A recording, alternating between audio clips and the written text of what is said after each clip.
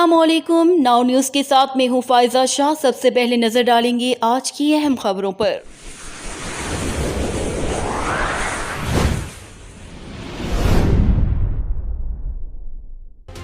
नौशहर अफरोज वसीम अकरम शेख की रिपोर्ट के मुताबिक all professional news person alliance जिला नौशहर अफरोज ने सहाफी माजिद तगड़ के खिलाफ TMO लियाकत भट्टी नौशहर अफरोज की जानब से झूठी FIR दर्ज करने के खिलाफ एहतजाजी मुजाहरा किया, जिसकी क़यादत all professional news person alliance के साबिक जिला सदर मोहम्मद आदिल अब्बासी, जॉइंट सेक्रेटरी सनाउल्लाह ने की।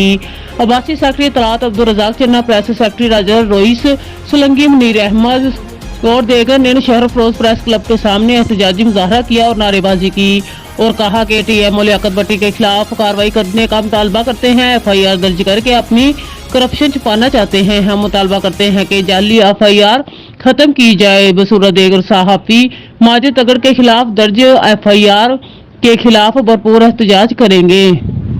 प्रेसिडेंट अपना तंजीम तरफा सहाफी माजिद तगर मथा जो कूड़ो केस दाखिल किया है, कूड़ी FIR दाखिल किया है, उन सख्त लफ्ज़न में मुज़म्मत क्यों था।